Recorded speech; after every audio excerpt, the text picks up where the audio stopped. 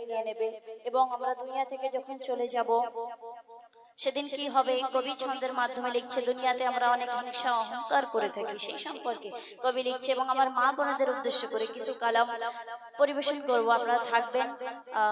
একটু অনুষ্ঠানটাকে আমরা সাজিয়ে নিয়েছি এবং এভাবে হামনাত পরিবেশন করব তার আগে ছোট্ট করে আমার কমিটির ভাইরা তো মেহনত করে অনুষ্ঠান করেছে নূরে নূরে গেছে ভরে এই মেহফিল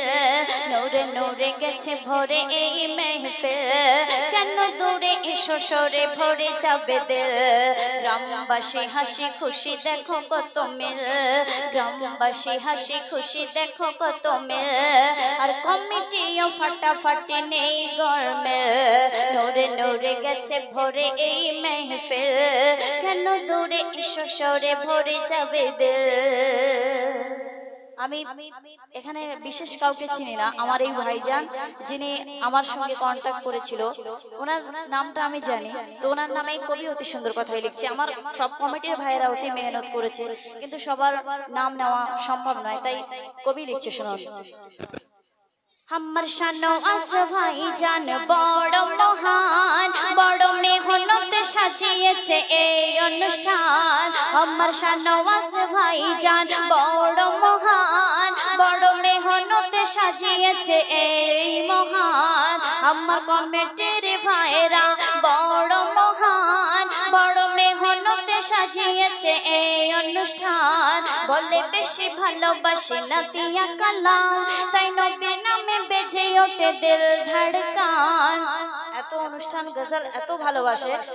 একদম প্যান্ডেলের সাইডে বসে পড়ছে আমরা দেখতেই পাচ্ছি আমার কমিটির ভাইরা বড় মহান বড় মেহনতে সাজিয়েছে এই অনুষ্ঠান বলে বেশি ভালোবাসি না দিয়া কালাম তাই নবীর নামে বেজে ওঠে দিল ধড়কান ও গো পাক রহমান তুমি করো আসান জীবনে তাদের যত মুশকিল নূরে নূরে গেছে ভরে এই মেহফিল কেন দূরে এসো সরে ভরে যাবে দিল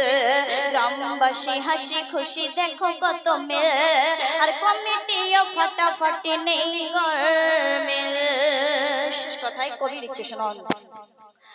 নানা রঙের লাইটে এই মজমা তাজমহল রূপে সাজে আজ দেখো না নানা রঙের লাইটে এই মজমা তাজমহল রূপে সাজে আজ দেখো না আর আমার কমিটির ভাইদের কাছে এই মিনতি এই মেহফিল প্রতি বছরে খোঁজারি কলমে